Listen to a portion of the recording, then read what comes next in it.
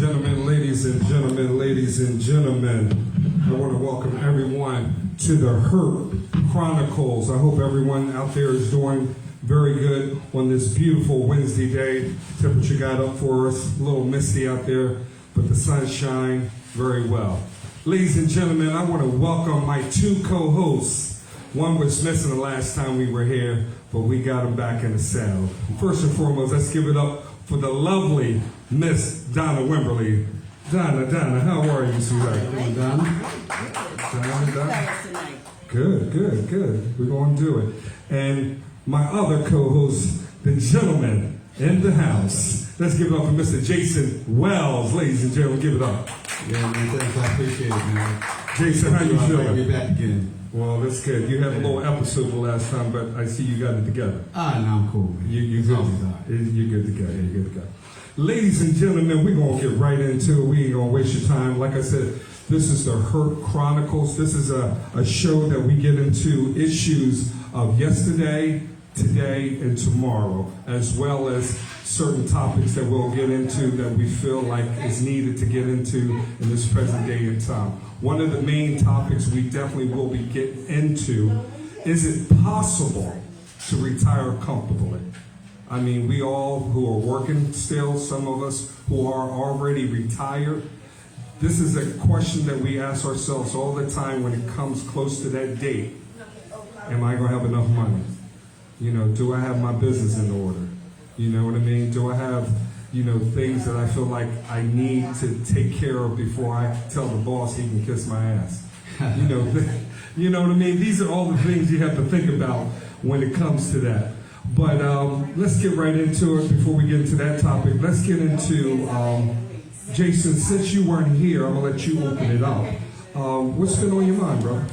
Oh, man, right now, with the temperature of how things are with Roe versus Wade, man, it's kind of insane because all this just took place this week. And the crazy part about the whole thing is that the Supreme Court is supposed to be the highest court in our land, right? Right. So we just recently found out that they're trying to overturn Roe versus Wade. And what's really bad about it is that, there are Republicans there are Democrats there, 6 Republicans, 3 Democrats, and they were trying to overturn it basically in secret. Right. Without anyone knowing, probably trying to, make it so that people couldn't protest like they're doing right now. Right. And if it wasn't for the clerk that worked for them who leaked the document, no one would have. Now, by the time they found out, it would have been way too late. Now, are you talking about the highest courts? Yeah, the Supreme Court. Yeah, so you're saying there were some backdoor conversations that were going on that could have easily overturned this decision. They're trying to claim that it was just, they were just talking about it. It was just a document that was, but this was a detailed document that was thrown up that they actually they were trying to do this on the back door, in secret, without the public knowing, because they knew that it was going to be an incredible amount of backlash and protest, and it's been a lot of protests within the past few years, and it's been a lot. So they figured that if they can do it in secret, no one can do anything about it. Well, that's really trouble. Now, since you brought that up, and we do have a female on the panel, I was glad. Yep. You're reading my mind. So, Donna, knowing what Jason just said and what's at stake here, how do you feel about that? It's heart-wrenching. It's crazy that, number one, those justices that the former president put in there, they are the beer guy, Supreme Court beer man. He spoke at his hearing that he would not do it. The woman, was it Corses? She spoke. She said she wouldn't do it. Right. And now those are the main ones that are on the document saying that they're willing to overturn. Yeah, I think you're talking about Brett Kavanaugh. The beer guy. You like beer? I like beer. As long as it's nice and cold. To me, he's the beer. He's always going to be the beer justice because that's what I'm always going to remember him as. Sure. Keep talking about it. As the beer justice. I'm always going to remember because I'll never forget watching television and it's being, do you like beer? And I'm like, you could be the Supreme Court Justice. You were Supreme Court Justice, and you're talking like you at a club. Hey, you want a beer? That will just always just get me. But the whole thing with the women's rights is, if you have a uterus, then you need to stay out of it. It's already been done. I believe it was 1973, 1974, 72. So it was in the 70s. It's been a long time. It's been a good portion of my lifetime that abortions were legal. And, you know, they're saying, I think Texas says 6 weeks. You don't even know you're pregnant at 6 weeks. I personally, my last one, I was 18 weeks before I knew I was expecting. I was 18 weeks, so you don't know. So it's like, they stand on my drawers. I mean, really, but it's utterly crazy that a woman would want to do that. There's other women on the Supreme Court, they would want to do. I'm sure it's Sotomayor, and then Dr. Jackson, Supreme Court Jackson Brown. I'm sure she is not for it, but it's heart wrenching that something that we took for granted. It's something like okay, what if you're married and you have 4 kids and you don't want to? So now you can't get an abortion. Well, this is my thing. What's even worse about this is what I thought, right? So I'm not a woman, and I can't really speak from the mind of a woman. Like, I don't know what they go through. You know, it's like, you know, a white person trying to say what it's like to be black. You don't know because so you can't relate. My thing is that this is the only country, this is the only country pretty much that makes laws that can govern a woman's body as to what they can do, what they can't do. But there aren't any laws at all that's ever been even thought about that would govern what govern a man's body. Right. But for some reason they think that, you know, and it's usually men making these laws. Like men make these laws to govern to govern a woman's body, and they would not even think of making a law to say, you know, maybe a man has to get a vasectomy at a certain age. Exactly. They would never even consider anything like that. Well, or pharmaceuticals cut down. Okay, you can only get 2 Viagra a month. Right. Yeah. Now let me ask you this, because there's always an overtone when it comes to any type of decision being made. I mean, from a standpoint of financial, actual status, race always plays a part into it. Party. So knowing that the Republicans take the position of pro-life and Democrats normally take the position of pro-choice, and knowing that when there's a Democratic president and there's a Republican House, you know, you're always having this back and forth towards. It's like, okay, you got this, I'm gonna take this, and it goes back and forth. It shouldn't even be like that. It should be like, not a Democratic thing, not a Republican thing. What's the right thing to do for people? And the thing that was most troubling to me is that most of these, you know, because there are several states right now that have put like a certain amount of restrictions on abortion right now. Mostly red states. Almost as if they knew that this was coming. But this is the thing. This is how I feel. You know, trauma can really affect someone's life dramatically. So if I'm a woman and I got raped, and I don't want to think about how that happened, and you know, it's not the child's fault. It's not the woman's fault either. She should be able to choose whether she wants to have that child or not if she happens to get pregnant by a rapist, because that trauma is like over every single day, basically. You know, if you have a rapist child, you have to relive that trauma every single day.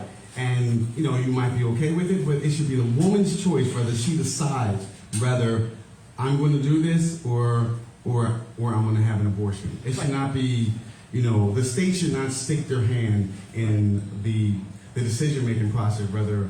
Well, let me ask you this, because it's funny that you mentioned that, because when you think about our day-to-day, the government is still making decisions for us. Not your body, though. No, not your body. But I think that the stuff that they're making decision on are just as important as the decisions that is made on our bodies. I give you a perfect example. When you go to the supermarket, there is a USDA stamp on everything you buy and you eat. Every time you open, somebody from the United States Food and Administration is basically saying, okay, Jason, Donna, you can have this. If they want, like we all on our cell phones. And what was that thing they were talking about a couple of years ago? 5G is 5G. I mean, they were saying 5G was taking so long. So it's a lot going on out there from a standpoint, but you are absolutely correct that it should come down to the woman making a decision for her body, and especially when you talk about cases like rape or incest. And then also there's medical. Mike and I talked earlier about the whole rape thing. That can be very traumatic. And there affect the rest of your life and the child too. Well, situations of rape, I mean, real rape is no lubrication. So therefore, it's a little rough. And so you have some medical issues, and there's also situations where if you have an ectopic pregnancy, the only way they're going to have to go in there, they have to remove that fetus. They have and these red states that they've done this where they don't. It's no there's no stipulations on like if you get raped or have medical issues or the mother's life's at risk, they don't care. No. You just have to go have the baby or try to. But the interesting part about that is, doesn't make sense exactly. But not these same people who are quote unquote pro-life and the heart. Right. So they're here. They complain that you have to go to the state for assistance. Exactly. Pretty much, and you didn't ask for this child, but now you have. I mean, you didn't ask for it. You didn't want to give birth to this child. You did not want to go through with this. It's not something that's not your financial means to do it. Like I said, what if you're married and you, so in other words, a married couple decide they don't want that child, that they don't want a fourth child? It's crazy. Well, we're definitely in a society where I think a lot of people feel like we have too many choices that are actually tearing up the moral fiber of the family. Like, for instance, like if they're like changing your body, or if you're having unprotected sex out there, you feel like, I mean, there are people who feel like, well, I'll just go get an abortion, or I'll just take the, what's that pill they call at the morning after. the morning after pill. And, certain religions will look down on that because they feel like, birth starts at a certain conception. That's your choice, though. Like, No, I agree. But what I'm just saying is that there's certain groups that would try to argue certain things where, that baby becomes, the fetus and the creation starts. So, And those same people, once you have this child and you need assistance, they don't want to help you. Like, not even that. You could be in a situation where you can afford the child, but then certain states didn't want to, they did aftercare or daycare. The woman should be helped. What? They don't want to do aftercare. They don't want to do daycare. They don't want to do this. They don't want to. They want that baby here. But once that baby's here, if you need assistance, you're on your own. You are on your own, or you're getting public assistance, and you look down upon because you have to get public assistance. You're frowned on upon. Well, let's end that topic on that note. Especially from a female. We have a question. What's the question? You gotta come up. Because I'm gonna give it to you. Like, you're saying that it's traumatizing. It can still be traumatizing. Suppose now you're in a situation. Now the rapist has rights. Oh yeah, I did hear that. Now he has rights. Right. And no, or I did. You know what? I forgot all about that. Now So he has rights to sue you if you have an abortion. And now you're even more traumatized because of what's happening. Right. And you, as the female, get assistance and get on this, and then all of a sudden the rapists, you find out, and they come along and they're like, well, I feel as though now he got rights. And it's just like if somebody I mean, attacks because you. y'all mentioned that, and I'm like, yes, you traumatized, but then you're even more traumatized if he steps in. Right. So what she was saying was that we shouldn't have a microphone, so I figured I would just repeat it. Okay. So what she was saying was that now they have, and I actually forgot all about this. They have these states that have come up with these restrictions on abortion. What they do is that now they have the restrictions, and if you're raped and then you have an abortion anyway,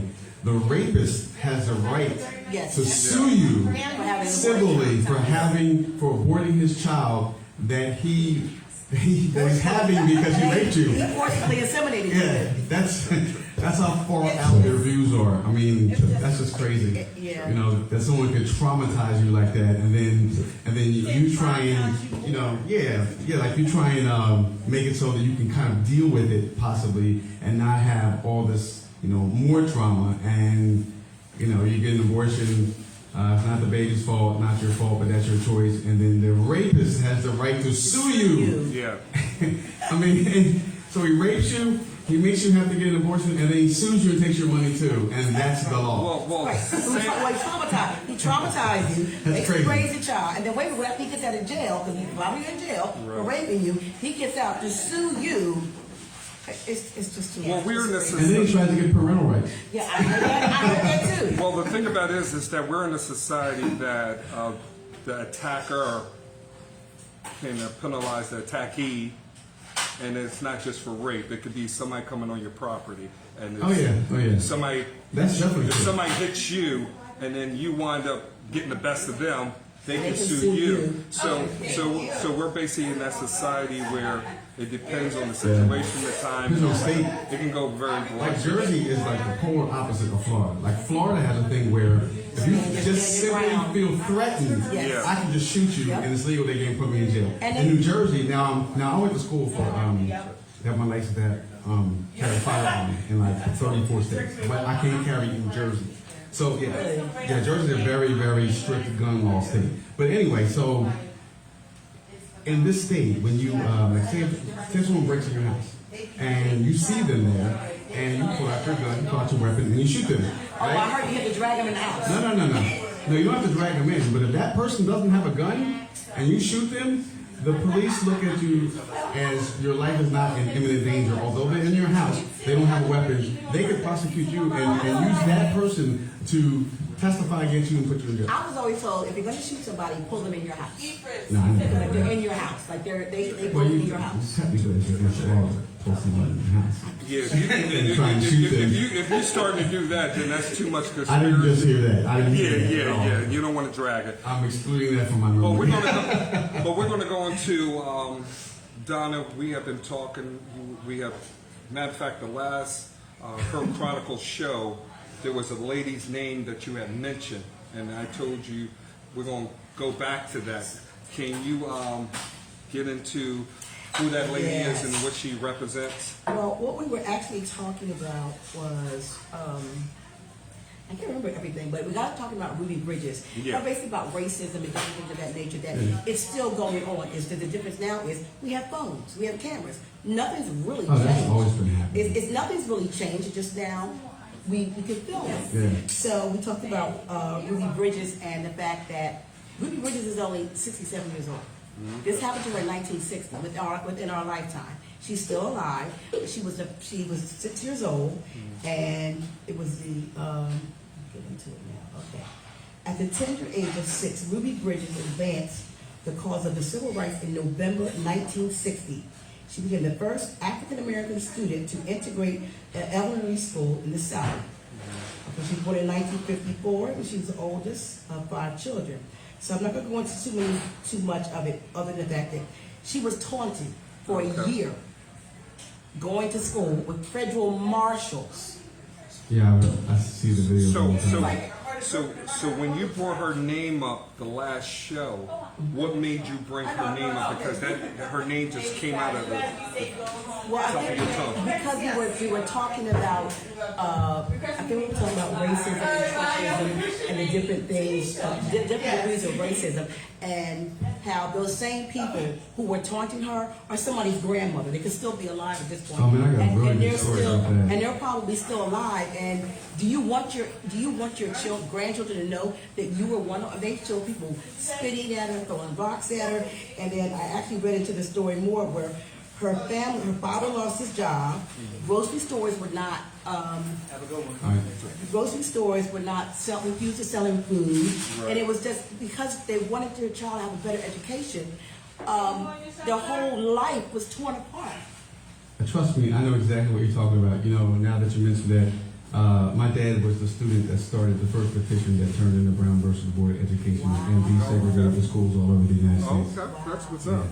That's And what's up. because he was so involved in it, he was he went to school in went to high school in Scotch Branch School in South Carolina, and the thing was he was known as valedictorian, class president, student activist, right? So he started this petition. It turned into Brown versus Board of Education. Thurgood Marshall took it to the Supreme Court and desegregated the schools all over the United States. The principal to my dad's school became very angry. Because he became very angry, he vowed to, somehow get my dad back. My dad was kind of, he was a senior, he was graduating, he got out of high school, went and served his country, came out, wanted to be a doctor. He applied to all these different colleges, and every single one of those colleges received failing grades. After being valedictorian and class president, So someone's the wrong transcript. the principal to that school altered my dad's transcript so he would appear to be a failing student. No. They didn't fix it until 1991, and my dad wasn't able to be a doctor because of it.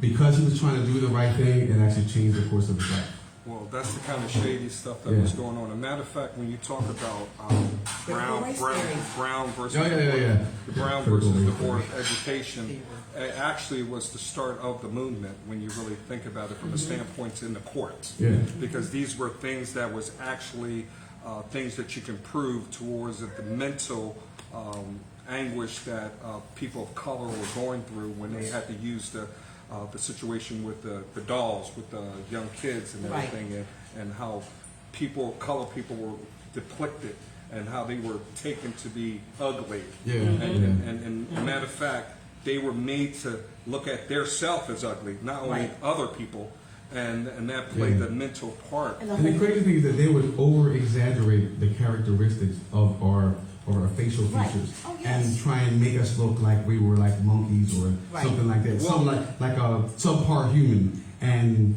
that's how they kind of created these things. That, Well, Jason- that hate inside of us. Yeah. Until you say things like, Jesus had bread of lamb's wool and skin of It bronze. makes you think, And right? then I'm like, what? Have you The Bible. ever seen a black Jesus? Not very often. Very They often. made him white. They made him Now white. you do. Well, Now you- you do. There's no way that he lived in that area of the world and had no color. I'm sorry. I'm sorry, but skin of bronze and hair of lamb, wool hair, that's. Now, when you think about the Brown versus the Board of Education, you still have in certain little cracks stuff like that going on today from a Oh mental yeah, definitely. of how we perceive ourselves. I always like to use the term, who's my dad? And what I mean by that is that, when you grow up in a home, your father is that mold that you look at. Well, when we wake up in the morning time, who race are we running? Are we running our race, or are we running a race of what society says that we should be running? Yeah. So that mirror that's in our house is a very important item, because we need to wake up and look at who we are and appreciate God's blessings of the beauty that we have instead of somebody else's reflection And, of who we are. the self-esteem, because my father is 91, he's still around, God thank bless. God. God bless. We were always told, if you're going to do something, do 100%. Yeah. And academically, school, or you're doing anything, you're black. You can't do 100%. You have to do 150. You got to do 200%. Yeah. Because your A is their C. Because no matter how hard you try, it's like you're never good enough in some folks' eyes, and that's how we were made to feel. Well, let me ask you this, Donna. With you being a beautiful woman that you are, when you were growing up as a little girl, who was the woman that you looked upon to give you that self-confidence for yourself? Probably my mother. My mother. But I had a lot of women. I had my mother, my aunts, some godmothers, my godmother, Mama Cora in Wilson, South Carolina. She just turned 100. She out there. Hey, Mama Cora. These are women that I looked up to. And as far as like that whole, being like, see, we're both fair-skinned, but I never realized I was fair-skinned until I went to college, and my friends told me, like, No.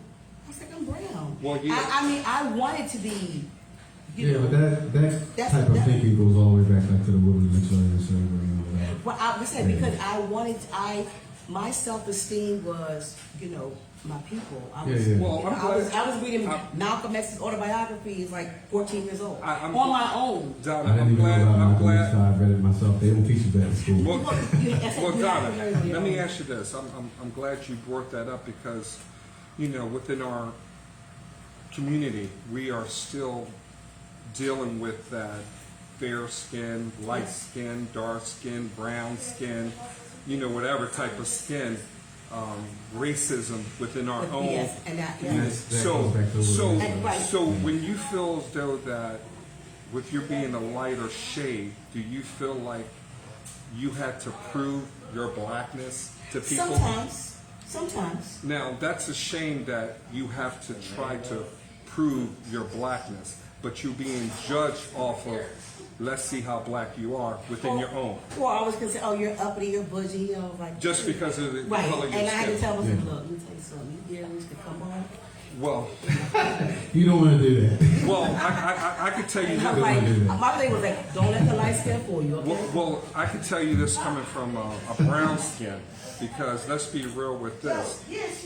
You two will probably be in the house, and I will be in the field. Man, I already know that. Listen, You're right, you're right, you're So right. let's keep it 100. But you know why that is, 100. right? I would be dead. But the thing about it is that if we let that manifest within us to separate us, we are our worst enemy. Exactly. They are already doing that, and that's what they created. That's why they always took the strongest, the brightest, and tried to tear them down, because if they did that, then they felt as though the others would fall follow in line. and fall in line. That's why they had those slave hugging camps all over the United States. Now, Yeah. now let me ask you this.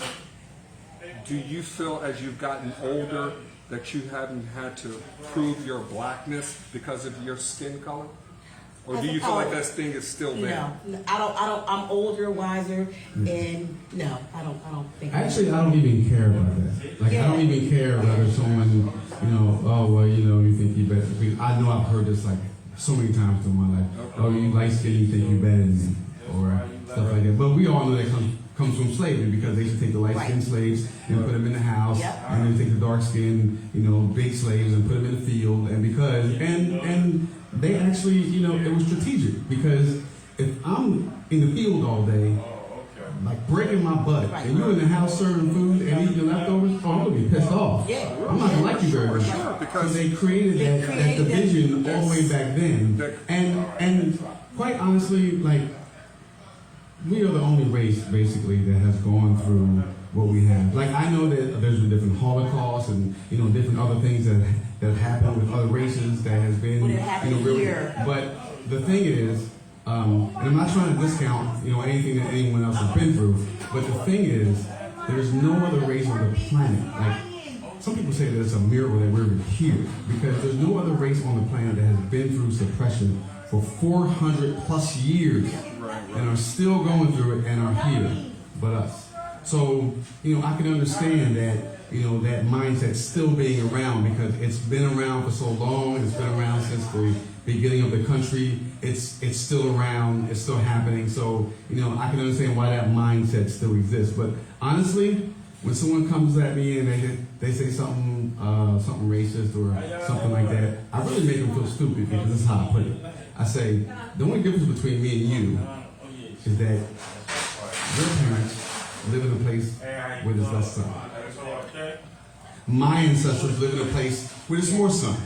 So I'm darker than you. Well, That's it. well, And it makes them feel like really unintelligent. Like, that's why I have these way of thinking, because I got more sun than you. well, let me ask you this, Jason, because some of that light comes from a brutal rape in our ancestry, Yeah. but not all of it has. Some of it has come from love. Yeah.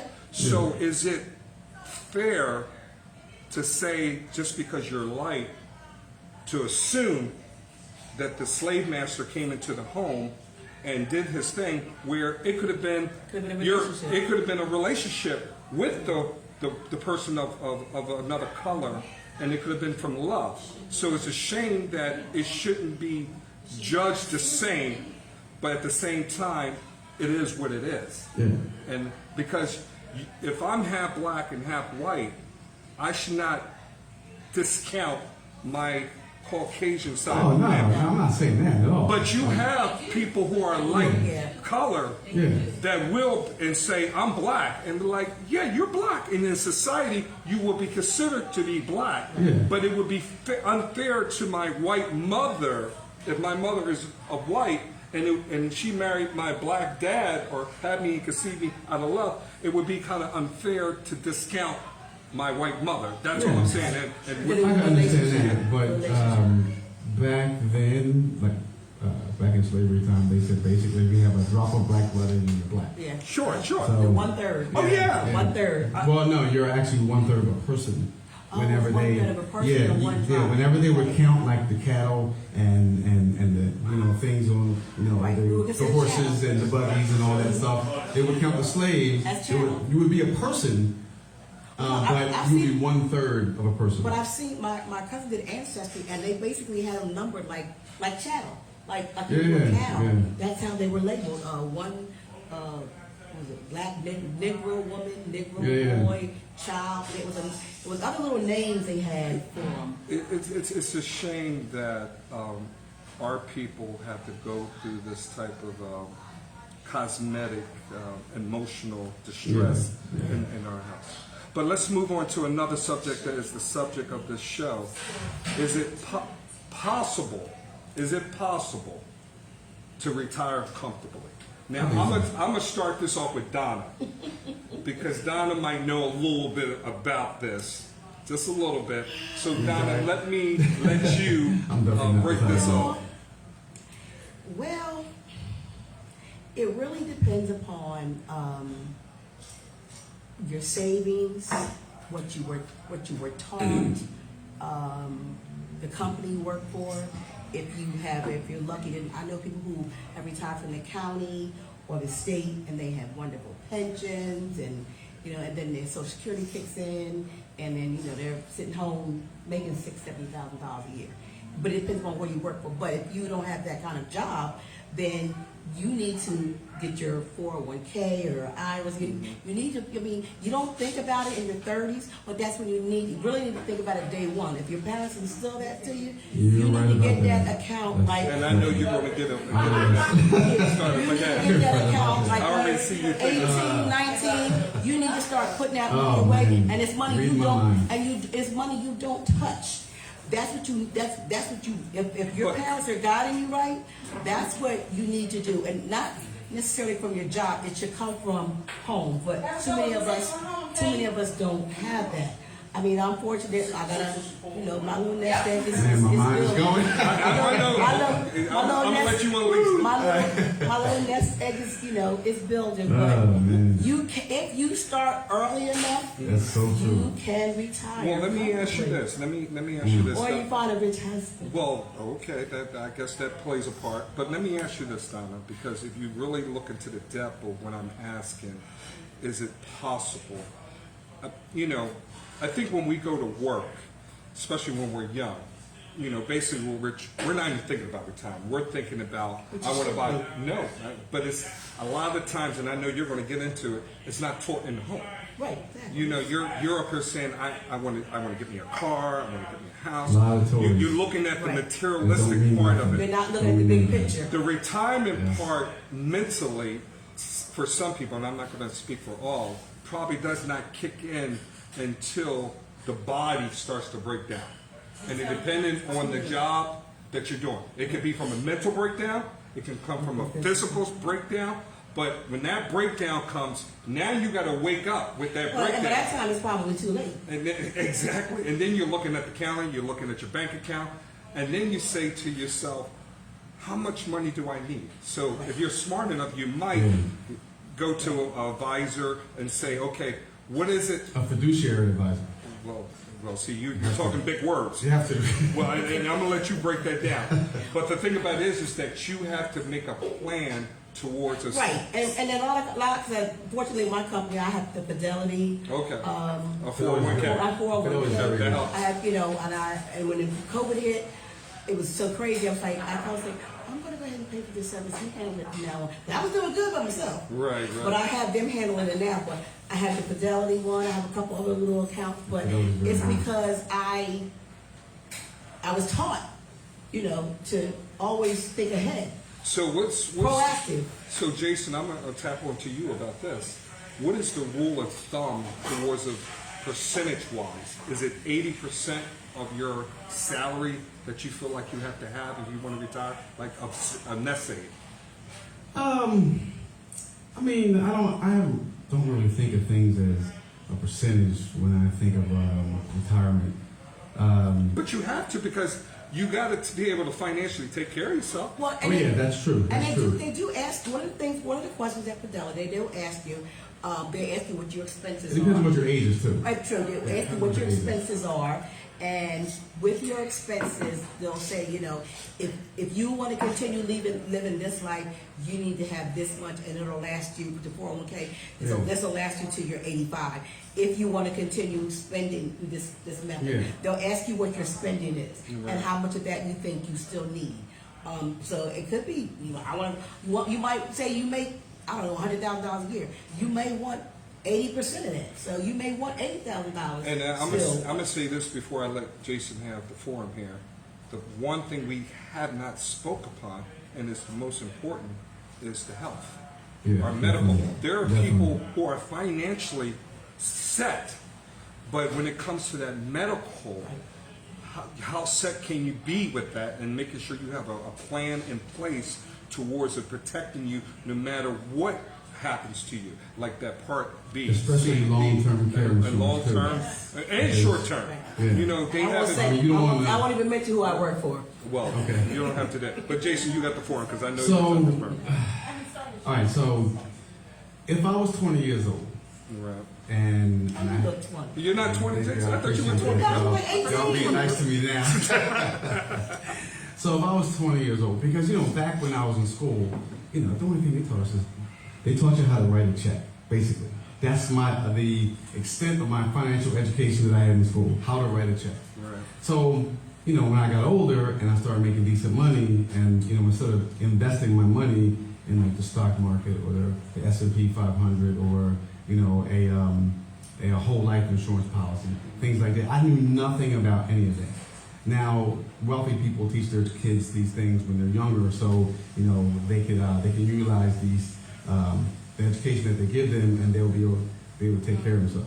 So I think last time I was here, I was talking about how they would make sure that their kids had a certain credit score once they got out of college, and it was extremely easy. So what they would do is that the kids would be in college, they would take all their credit cards that they have, and they would just add their child to that credit card as an authorized user. Child doesn't have to have access to the card or anything like that. All they need is the parents' credit history. So what they would do is that they would have this huge credit history, which is positive because they're paying their bills on time. And by the time the child gets out of school, because they've been on their parents' credit history for so long, they will come out of college with an 800, 850 credit score. Now, you can even do this now with anyone. Like you can just say if you're a friend of mine, you're having a problem with your credit and you want to improve your credit, and I have a bunch of credit cards and I have a high maximum of that I can use for my card. Like if I have a whole lot of credit, I can add you to my credit card as an authorized user. You don't even have to have access to it. And within the first 30 to 45 days, you will inherit my entire credit history. Now, see, And that's one thing that... Jason, that is so, I am so glad you are mentioning this. That's why I let you have the forum on that, because this is things that we do not know in our community. I had no idea. And it about goes a this. long way because it's the difference of you getting a 5% loan compared to getting a 20% loan. And even if you say have- that, my mother did that for me. Yeah, exactly. On See? Strawbridges. Yeah, She had a and it works. Strawbridge charge card. She put me on her card. She would let me use it periodically, but I was on her You charge just card. have to make sure that that credit card doesn't have, how you have maximum credit. Like say if you have a $5,000 max, you can't go past $1,000 because anytime you creep past 20% of the max, then you're gonna make your credit score go down. If my credit score goes down, her credit score goes down too. So, But Jason, I don't want you to get off the beaten path of Okay. the retirement part. Okay, But so- I'm glad you said what you said because so that's what teaching. yeah. So if I'm 20 years old, say if I'm 20, and I have a whole life insurance policy. Say if I get a whole life insurance policy. Rich people been doing this for a long time too. So you get a whole life insurance policy, not because you think you're going to die, because a whole life insurance policy really becomes your own bank. So you have a whole life insurance policy, and say your premium is like $200 a month. You can actually overfund that policy. You can put, like, say if you want to put $1,000 a month in, whatever. And whenever that accumulates wealth that you can use later on. Equity. But also, they give you a certain percentage, so you're getting compound interest on the money that you're putting in your whole life insurance policy as if you are your own bank. So say 10 years from then you have $50,000, $40,000 in that whole life insurance policy. You can borrow that money from say if you want to buy a car, you don't want to do finance, you can borrow that money from yourself and not even have to pay the interest. But this is a good thing. Say if I borrow $50,000 from my whole life insurance policy, and I'm going to pay that so I can buy a car. I get a car. The whole life insurance policy will still reflect that you have the $50,000 in there, and you will still keep accumulating compound interest, but you have to pay them back. If you don't pay them back and you pass away, they'll take the $50,000 from off of your policy, and you'll get whatever's left. The only thing that's scary, the only thing that's Yeah. the only Your family law. Jason, the only thing that's scary about that part is the discipline part. You gotta be disciplined. You gotta pay yourself Because back. the one good thing about when you talk about payroll deductions, you don't even see that money. Yeah. It just takes it away. Yeah. When somebody is able to take something from you where you don't even see it, it actually protects you. Yeah. Once it gets into your hands or you have access to it, It's all right. if you don't have that discipline, You gotta more have than discipline. likely you're going to fail. Like, put it like this. If you care about your credit enough to pay back the bank, you should care more about yourself to pay yourself back, because you know you're going to need that money later on. That's how I look at it. Well, see, Care more about yourself than you do the bank. that sounds easy. It sounds so easy. Yeah. But when it's almost like saying, I like smoking, or if I like drinking, man, I'm only going to take a sip now and then. But if I see it, I might take it. I might do it. That discipline, sometimes we're not our best friend. Yeah. You know what I mean? Sometimes we need a sponsor. Right. We need somebody to say, I need help. So I tell you what you do. Clear this house of alcohol, clear this house of cigarettes, and don't even have this around me. But the point that you're making, what you can also do is, instead of like, say if you happen to borrow the money for a car, Right. do payroll deduction, pay yourself back right there. And Never even see it. Yeah. Yeah. Yeah. And that payroll deductions Just like are you the said. payroll deductions are the best. I do my insurance and my Yeah. car. Yeah, that- Right, so you don't see the money. So therefore it's a lot easier, than having it in your account. And So- that's where the discipline comes. So it's kinda If you're ironic not that- disciplined, you definitely want your payroll deduction. So it's kind of ironic that this is the topic for today, because right before I left the house, I saw a thing on TikTok. It was Tony Robbins. Okay. So he's up there giving financial advice. So he said, He's still around. "Yeah, man, it's old, but he's still around." So anyway, he said, if we take $3,000, no, not $3,000, $300, and you save that amount of money every single month, and you put it into the S&P 500, which I'll explain what that is. It's a stock market. And the S&P 500 gains from 8 to 10% every year. And you do that for 8 years. That'll accumulate $28,000. Yes. You keep that $28,000 in the S&P 500, by the time you retire, you have $1.4 million. There's your retirement right there. From $28,000, you keep it in the S&P 500. Which Well, how that's old are you when you start doing that? like 20. Okay, you gotta get Yeah, there. you gotta get it when you're young. Over 20 year You gotta old. get it when you're young. Can Okay, I'm sorry. Go ahead. But so the S&P 500 is basically all the big companies that are not going to go away: Apple, Tesla, Walmart, all the really big companies that are, and there's like 500 of them. So you can take, like, say if you take like $100, you can buy a portion of those 500 companies, and that's where the S&P 500 is. And basically, for as long as I can remember, the S&P 500 has gained 8 to 10%. Last year, because of COVID, it was 22%. So, you know, the stock market might go up and down, but it very rarely falls below 8%. So you're always going to make a profit all the time. Jason, I'm going to say something, and it's going to be a bomb to everybody out there, because this is real talk I'm about to break down. In a perfect world, that sounds like that's the game plan that you have to have. The majority of people of color are bankrupt, have bad credit. They can't even step forward into a bank. They can't even have a conversation with a bank. They get more denies of loans than anybody else. So the reason I'm bringing this up is saying, how can I create if I hadn't even started? And just because of some bad things I might have did when I was young that set me back, I'm still paying for things that I bought when I was 18, and I'm in my damn 40s. So this is what you need to do, because I did it, and it helped me out. In 1999, I filed for bankruptcy. They were deducting out of my paycheck. There were things that I did, like valleys, didn't read the fine print. I bought a car from a dealership, was a lemon. I refused to pay it because, and these are things that I just said, you could just take it, not realizing that's going to hurt my credit. That's going to hurt my credit. And this, so by the time I got my ass whooped, my credit was shot. I had no other choice to file for bankruptcy and start from ground zero. The number one thing that helped me through this, and hear me when I say this, young people, and even people who are a little older, please get with a job that has a 401k or some type of pension situation or benefits where you can deduct certain money from your paycheck.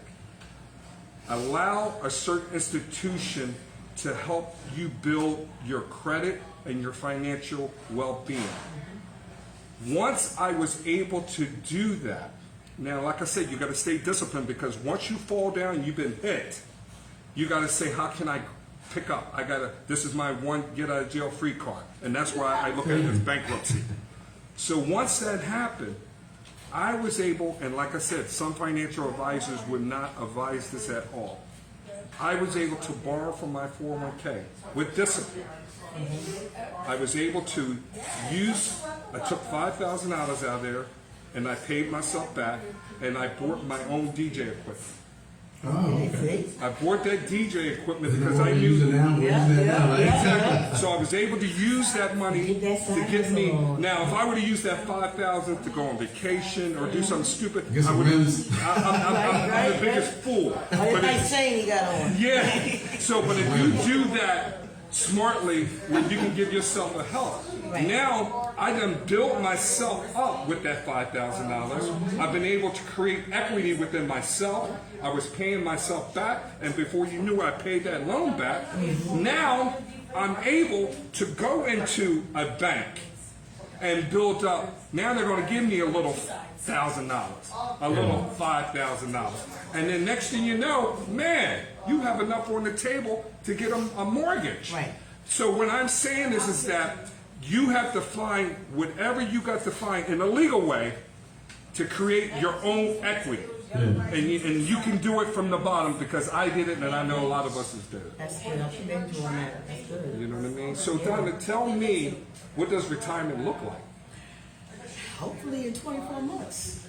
So you are retired in 24 months. That's my plan. That's what I want to do. That's what I want to do. But See, when you say you want to do, well, I do you want have a plan? to. My plan. That's what my plan. My plan is to retire in 2 years. That's my plan. But But see, you're saying so vague. Why are you saying it so vague? What's stopping you? Well, for one is I work from home, Okay. so I could work a little longer and build up some more money. So what you're basically saying is so many words that I'm greedy. I want more money. I like how I'm living, Yes. and I don't want to give up the bennies that I have. Right. But I will say this. And I just kind of realized this very recently. You know, I've always been a workhorse. Work like crazy. I've got a lot of stuff. You know, I'm financially secure. But I'm just realizing very recently that you can work all you want to. You can always make more money. You can always get anything else that you want to. You can't replace your time. That's true. Your That's time, true.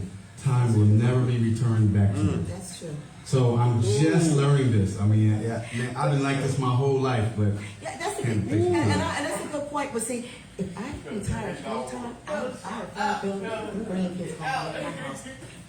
Because they know that you have time. As Jason exactly. So I'm working. And that I can time build up thing. some more money, Right. and I mean, trust me, I work from 7 to 3:30, and I work at home. But that's So not bad. that's actually. that's one of the reasons why I probably will or want to, but it's so easy just to log on my pajamas and It's take a few calls and 3:30 I can go watch General Hospital It's a and beautiful thing, put yeah. some clothes Well, on. that means you have good time. Hey, You have a good time. Sandy wants to ask Sandy has a Jason something. Go ahead, Sandy. As far as credit, well, Mike know me, and Donna, I have the tendency, I pay my bills every 2 weeks. Okay, that's a good thing. So, I mean, That that's how I that saves you a lot of interest. Oh, yeah. Yeah. So you feel that's Oh no, that's a good thing. I actually just And started doing that. I taught my daughter that. She, So what I do is that I have a Capital One card. Capital One, they give you cash back. Right, Or I have Capital One. Yeah. So they get take a trip or whatever. So I pay everything with my Capital One card because it's Right. like free money. But I make sure that because if you go beyond a certain point, go beyond 20%, then it's going to negatively affect your credit score. So what I do is that I buy everything with my Capital One card. I always go beyond the 20%, but I make sure that when the bill is due, I wipe it out. I pay the whole entire bill. See, and once it actually again, makes that's your credit discipline. score. Yeah. Discipline. It makes your credit score up. Your credit score go up even higher than what it was before, and then that company will be more prone to try and lend you, give you a better what's the word I'm looking for? They will give you more credit to borrow. They raise your limit. Exactly. They raise your limit. So I just had my limit raised like 3 times within the past 6 months because I've been doing that. And then they come to me because they think that I'm going to keep using credit, and sooner or later I'm not going to be disciplined, and I'm going to have to pay that compound interest every month, which is never going to happen. Now, Jason, I'm glad we're touching on the financial, but when it comes to retirement, it's more than just financial. There are people who are actually financially set and still depressed because they always say that you got to have something to do. Oh, yeah. Not only that, but a lot of us think that once we get over that hill, and we've been running all these years and saying, man, I'm finally here, and then you get there and be like, And nothing to do. Okay, well, so far as that goes, this is how I feel. And I feel that even before you retire, you should start doing this. This is something that's ongoing. And I sincerely believe that, when we are born, we're born with a gift. There's something that we are born with that we're passionate about. And you should really do that thing that you're passionate about throughout your life. And if you have worked so much and you haven't done that, then there's probably something that is within you that you feel like is missing.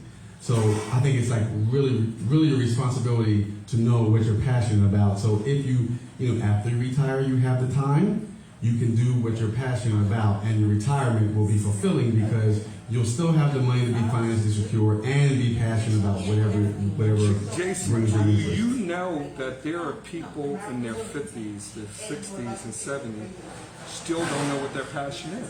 Yeah, that's true. I'm still working. And let me tell you, I can tell you how to figure that out. go and hold on, I can and I'm tell gonna you how to figure it out. piggyback. What's your gift is? I can tell you how to know that. And I want you to answer that.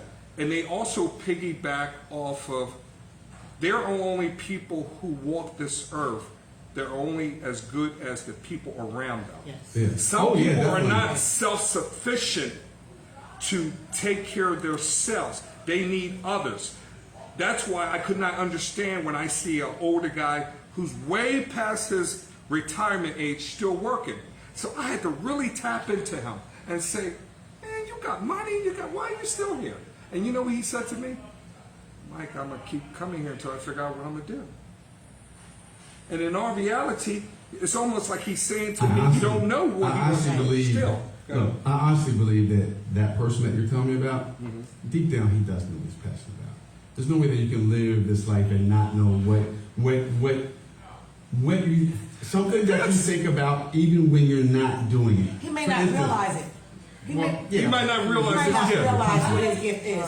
Think about this. Think about this. Yeah. And Steve Harvey said this the best. And I listen to a lot of motivational speakers and stuff like that. Your gift is something that you do better than anyone else with the least amount of effort. That's your gift. But just saying I'm a person that doesn't know what that gift is, what does that person do?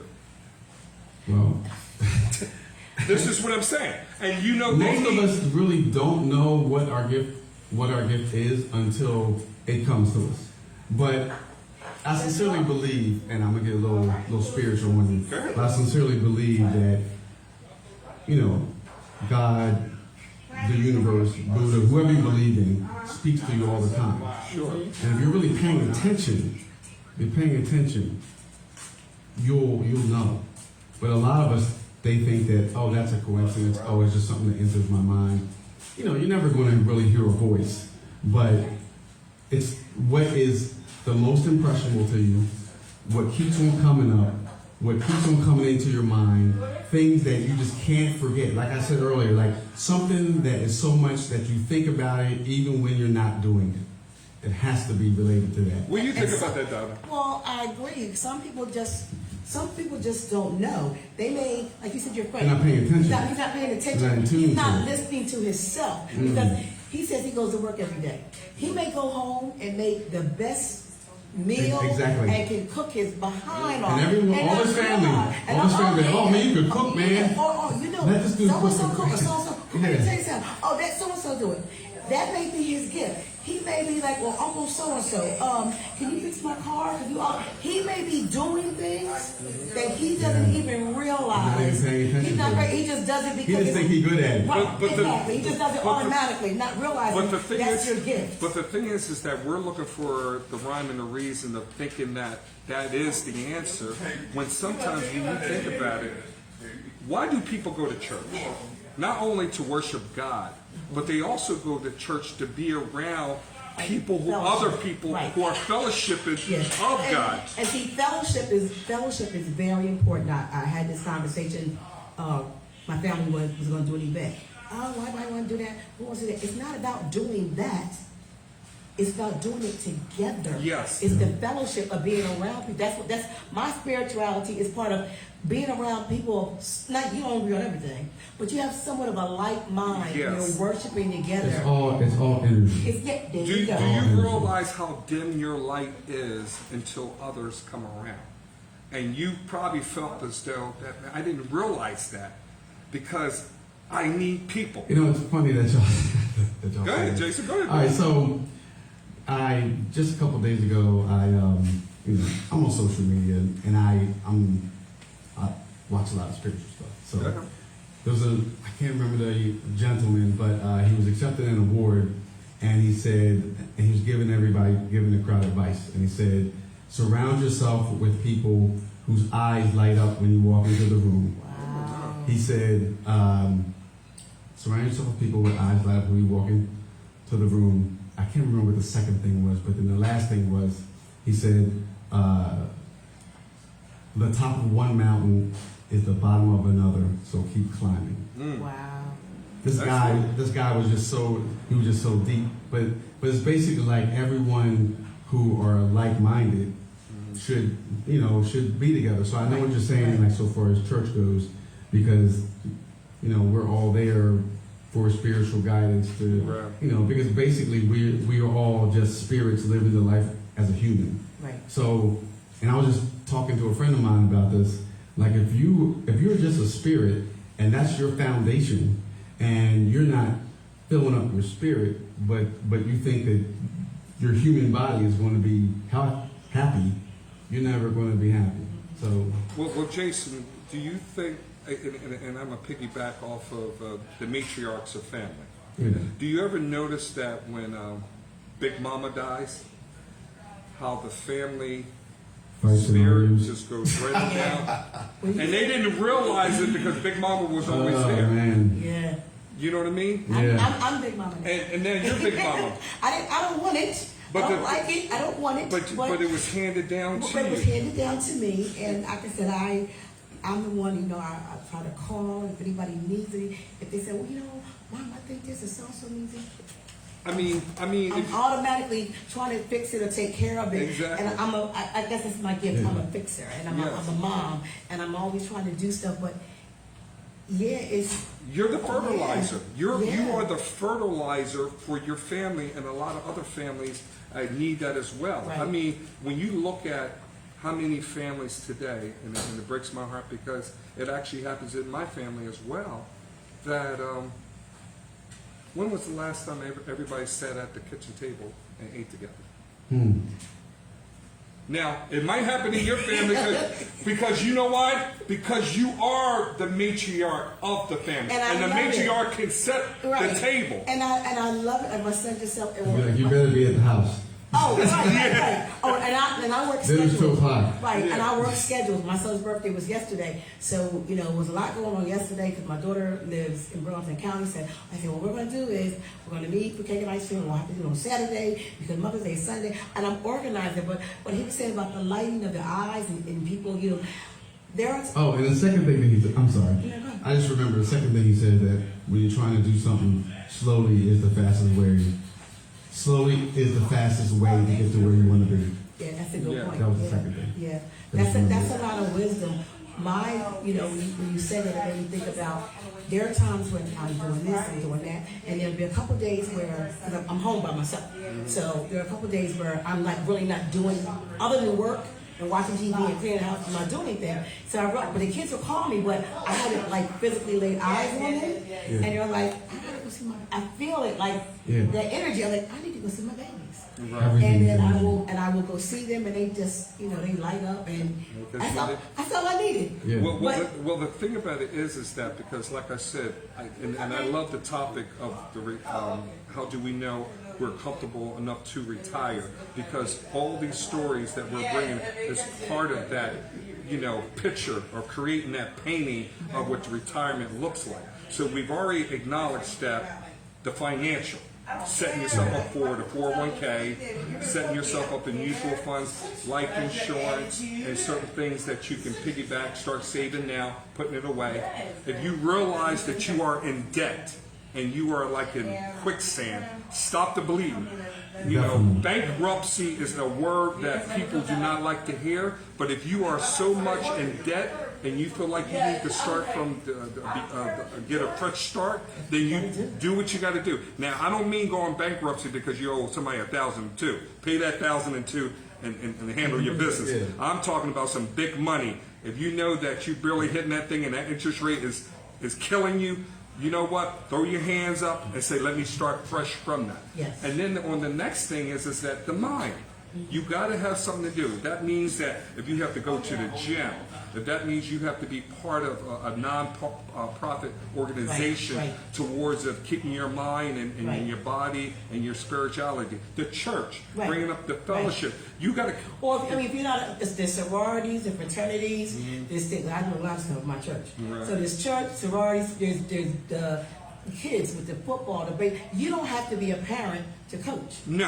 And I think Just it's- so support. Yeah, it's something to do. There's people who like, the line dance, and they do that a couple days a week. You are bowling. There's so many things that you can do, but like you said, you gotta find your niche. I'm going to give a shout out to Virgil Carmen and his wife towards, they have the Men of Power, and they mentor these young kids. And I commend him for doing this because he doesn't have to do it. But the thing is that him touching these kids and these kids regardless of what direction they go positive in their life, there is nice to know that there was somebody who gave them a little nudge to get them going. And I swear, Virgil and his wife, Dawn, I mean, they're a blessing and an angel from up above. And you can see the flowers all around them from their sons, their families, and their daughters, and their nieces, and their cousins, and the in-laws. And Virgil, I'm giving you a shout out here because, he even, when my knee was jammed up, and I could barely walk around the house, and I barely knew Virgil like that. My wife was the secretary for the Men of Power. He asked my wife, can we come over there and pray on Mike's knee? So him and his wife, Dawn, came over, put their hand on my knee, and prayed on it. And I ain't gonna lie, tears came in my eyes because they didn't have to. Right. And then the next thing you know, when I got back well and good to go, I look back on that moment and I said to myself, prayer, the power of prayer. And then, Very underutilized. and so, Yes. so I just thank Virgil and his wife Dawn and have them continue to do what they're doing for these kids. But when you have a village of people who unconditionally love and care about you, it also piggybacks onto retirement because it's saying no matter what happens, I got your back. Right. You need some flour, you need some bread. It's a shame that we live in a time where a lot of us is too proud to ask someone for help. I remember that episode And of no Good one Times. got where they are by themselves. Exactly. Nobody. I remember that episode where of Good Times when, the woman was eating dog food. And she happened to bring them over a meatloaf. Oh, when And they didn't want to eat it. No, they wait for me though. I remember that. But she actually used real meat because she was like, okay, I might be eating the meat, I'm eating the dog food, No, I wouldn't give it to but my- I wouldn't give my you neighbors. the dog food. Yeah, I remember that. But I just bring that up because it's like, it used to be a time when the community played a very part of saying that if I got it, you got it. Yeah. And that's what we need to get back at. And I think that goes along with when you retire, making sure you keep that community and that village and that family together. You know what I mean? Yeah, And I know definitely. you have it. I try to have my family dinners at least once a month. Like I said, I didn't want to do the big mama thing, but it is what it is. But as far as me, like the whole retirement thing, that's all. If I can make more money, and I'm like, Well, But I'll tell you one thing that a lot of people don't think about when they think about retirement. They think about money. They think about time. Like I said, one thing that affects everything: your mental health. yes. If your mental health, if Yes. you retire and you have poor mental health or poor physical health, Right. why? But you're not going to enjoy yourself. But that's such a stigma in our community. Yeah. In the black community. You don't want to go It get don't- therapy. No, ain't that wrong with me? Don't want to take meds. Don't want to take And meds. that plays a heavy part. I'll handle it myself, Right. basically. And then not only that, but, and I'm going to say this clear because I'm only saying it from the things that I've gone through. People, you have to diversify. Do not put all your eggs in one basket. And I even mean that 401k. If you listen to a financial advisor, there's a reason why they only want you to invest 15%. Because if you have extra money in certain things, diversify. If that means you have to do property, if you have to do your 401k, mutual funds, Bitcoin, a business, you want to diversify because think about. Even my Bitcoin. Yeah. I keep hearing about it, but Oh, man. I got to bring We don't somebody on have the time. show. That's a show in We don't have itself. time. But the thing about it is that you have to diversify because I feel for people who have, like people who were following Madoff, and when you talk about Yes. Enron, and not only that, but the stock market, you never know. So make sure you diversify. That means from a standpoint, there ain't nothing wrong with putting $20 under the mattress. I'm There ain't gonna nothing say wrong with something. I'm gonna putting, say- giving somebody this. It ain't nothing wrong with doing that because that means at the end of the day, you're not going to stress yourself over one particular thing. Right. Diversify. All right, so I'm gonna say this one thing that I just found out yesterday. Now that you mentioned Bitcoin, there's a coin out called Mars coin. I'm just gonna put that out there. Okay, brother. Mars. It's less than a penny. I'm gonna put that out there. So do I have to make a phone call after the show? I was going to say, do we have to have a meeting after the show? It's Elon Musk's coin. Well, somebody who has money putting it His by. entire every decision he makes right now. Like I've been doing a little. Now, how you spell that? Mars. Mars, M-A-R-S? Mars. Like if you look up Elon Musk Mars coin, it comes up. I just want to looked it up people yesterday. know. Okay. If basically I'm not feeling every him right now, though. well, I felt the same way. You know what? Because he's going to put Trump back on. But listen, I don't know about that. And I felt the same way that Trump was going to be back in one. He already thinks he's going to be back in one. He's already saying that he'll be back.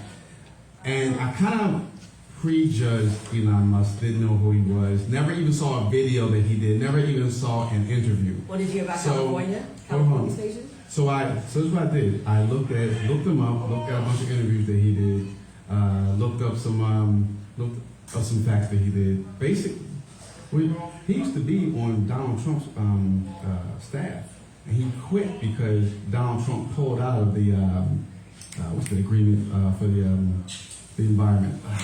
EPA? No. You're talking about like the green, something about Yeah. The green. The, when he I didn't make can't that stupid thing about the windmills causing killing birds. Yeah, he pulled He out. wanted to be out of it. And when he pulled out, Elon Musk quit. He extraordinarily cares about the environment. Okay. And because Trump doesn't care about the environment at all whatsoever, and Trump just assumed that he's going to reinstate his Twitter account, well, he hasn't done it yet. And just because of the fact that, like Elon Musk just banned Microsoft, what's his name? Bill Gates. Bill Gates. He just He banned him from Twitter? Banned him from Twitter because of some stuff that he did that was against the environment and some he's really environmentally friendly. So just because of the fact that Trump just doesn't give a crap about the environment, I really don't think he's going to get it. It was the Paris Climate. The Paris Climate Agreement. Yeah, there you go. Yeah. Thank you. That's where he pulled out I'm of. sorry. And because he pulled out of that, he quit. He quit. So he's got instead. some integrity. So I really don't. Yeah. And the videos that I'm seeing, like he's actually like a human. Like he's not one of these stuck up trillionaires. He actually cares about things, cares about people. His basic meaning for doing everything that he's doing is to help humanity. Like he thinks that we shouldn't be just confined to the earth, and that's why he's doing these rockets, because he wants to go to different planets. They just went into out of gravity, and they came The back down. atmosphere. Atmosphere. Yeah, but he's like basically Neil Armstrong and all these other scientists that was his heroes testified against his company trying to go into space, and he said that it was impossible. And he almost went bankrupt a few times during the SpaceX venture that he's done. Like he was really he actually started crying on the interview that I saw. Made him stop the interview because he's so passionate about humanity. I didn't know that about him at all. Oh, wow. Well, let me tell you this, Jason. I mean, this guy right here, we can do a whole show. Oh, yeah. alone. But let's get back on the retirement thing. I'm But everything. Mars coin, get it? I'm getting it. Mars, everybody doing a little investment. MARS? And you said it's half a penny right now, right? Not even a penny. Not even a penny. So check this out. She looked it up. I'm going to ask this of both of you, and then I'm going to answer it myself. You just retired yesterday. What is the next 6 months looking like for you? You just retired yesterday. What is the next 6 months looking like for you, Jason?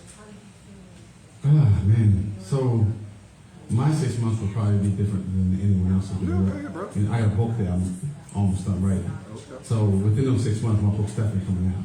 Okay. I have a YouTube channel, by the way. It's called J Wells TV on YouTube, TikTok, Facebook. Check it out. Check it out. So basically, there's a lot of things that I'm passionate about. One is my book. One is entertainment, which is what I'm doing right now. That's why I'm here. Okay. Are you getting out of bed the first week? What do you mean? Are you leaving the house? Are you leaving the house? Oh my goodness, I'm traveling. No. There's people that no, the I'm first thing traveling, they man. say is that first week, I'm like moving now a Hopefully, bit. hopefully if I'm retiring. I was just thinking in my head, what island I'm gonna go to first?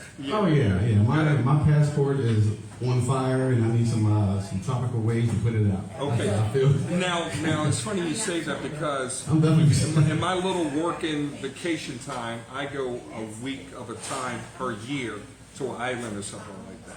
If you're retired, are you staying a week or are you staying more than that, or how are you doing that? Depends on where you go. If you go to money-friendly countries like Thailand or Mexico, or where our money is worth so much more, like the Philippines is like $50 pesos is one of our dollars. So you can go there. I had a friend of mine. He sold everything he had here. He had 3 pensions and sold all his property and went back to the Philippines, and he lives like a king right now. Oh yeah, I heard a lot of Filipinos do that. Oh How about these cruises? I hear people they go on these Oh, cruises man. or go to different countries. You see I'm these cruise sad. ships these days? No, Oh my I'm sad God. to say I've never been on a cruise. Brother, you ain't alone. I haven't been on a cruise myself. And I I was see going to on do it, YouTube. COVID hit, so I've never been Brother, on a don't cruise. feel Well, bad. the I only thing feel the about same a way. cruise now is, you have to get tested, like your test results have to be the day of the cruise or something. Not if you show. You have to have. You still have to do that?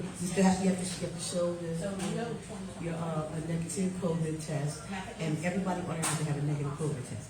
So you're kind of like in a space. You're in a space, but you're not in space. Maybe you have the captain's dinner, you're eating there, you're all in one area. So I've been on cruises. Well, hold on now, because you're coming up. Are you finished with your 6 months? To what island? Man, I haven't thought. So many. Well, he don't have to be specific. He's just letting us know. Someplace tropical. Definitely Somewhere someplace trouble. So that's the 6 months. What's your 6 months looking like? Oh, an island somewhere. My neighbors go on these fantastic vacations. So I'm just going to knock on her door and just, let me see your passport, and I'm just going to pick. So are you staying there for 6 months? Different ones. Oh, so you. Cause they've been to Bora Bora. Oh, so you gonna They wear went out that back- passport? Oh, yeah. I'm gonna need a new book when I get back. That sounds good to me. I think with me, I think that I probably would stay home that first week and just. See, you have a wife home with you. Well, yeah, that too. Yeah. So, That too. It would be kind of selfish of me just thinking of. No, you're right. I don't even have a dog anymore. No, I think. I'll see you in 6 months, honey. Yeah. Right? I probably would stay home that first week and just be thankful and grateful. I actually probably would look out the window on a Monday and look at people in the rat Sit there race and drink some coffee. and just look at I them gotta do Sit on the that. front porch. I do that now. I do that right now. and just say to myself, like, man, I'm not part of that rat race. Yeah. And then once it digests, I probably wander at Home Depot, Lowe's, the supermarket. Just walk around. I'm already getting the ideal of what that look like, because sometimes you become, what's that word, institutionalized towards you don't even, it's not going to kick in that you're retired. It's going to feel like But you're go to taking a work, day off. You actually leave and go somewhere every day. You get dressed and leave the house. Yes, I have Okay, to. because there are times when I come home from church on Sunday, All right. I don't even put clothes on. Well, this is what I'm saying. I don't have to leave the house. So when there's a time when you don't have to get up and go, it's like it's a shock to the system. Mm-hmm. But once I get out of that shock, I would like to go on a cruise. I would like to always have in my back of my mind to take one of those trips where you get in an RV and go from Yeah. different locations and don't even have to worry about the time. Right. And just know that I know where every RV spot is, Right. so I can park that thing. So those are things that would be in the back of my mind. But I want my wife to enjoy it with me. Right. So sometimes when you get married, one maybe retires before the other one does. Yeah. So you feel like in order for Yeah, us wait. to enjoy it, I might have to wait. I have to wait a little bit. So I might have to be waiting for her on the porch. You could do some guys trip while she's still I working. think one thing I would do though, before my dad died, he always talked about going to Africa. He was always like watching National Geographic, always talked about going to Africa. Okay. And I just recently decided to do this. I have my dad's ashes in my house. I was going to go to Africa and spread some of his ashes there. Oh, that would That's be what's really up. nice. Yeah, I've always wanted to. And now because he talks about it so much, I have an African friend who's a therapist who goes there all the time, and he was saying that he was gonna, like, next time he went, he would like show me around and everything. So I had a tour guide. Yeah. Oh, so that's So I would do definitely that. that's definitely on your bucket list. Yeah, it's definitely on my Put it list. this way, you've been to Disney World. Did you do the safari? Yeah, Okay, so it's crazy. you remember how the safari looks there. Yeah, but So then you I think that safari is going to be the same way when I go to Africa. no, it's gonna be a little bit more probably. And that's the thing that would go across my mind, that that's going to be a different type of safari. Matter of I fact, still go. there was I still go. no, brother. Africa is the motherland, man. Yeah, you gotta go. That is the motherland. But the thing is Be that careful on them safaris. oh, and you know what's a nice 'Cause that's place? real. And you know where's another place that's definitely on my bucket list? I got to go to Italy. I got to taste their spaghetti, where I know they don't call it No, spaghetti. they call it gravy. My nephew's a chef. right. My nephew's a chef. He makes the homemade pasta. He loved Italy and France. He said, Aunt Donna, you gotta go. I gotta get on that little boat. Gotta go. I gotta have Oh, some of the yeah. guys singing And that look, Italian and not the stuff. one, and not the one in Vegas. But hey, but you fake it till you make it. Yeah, I Because think- I ain't gonna lie, I was trying to find where that started because I want to get on that. I damn got boat. one to Vegas. Oh, okay. Yeah, it's, What's that? The Venetia? is it Venetia? I think it's the Bellagio? Venetia. No, Bellagio's got the. I think it's the Venetia.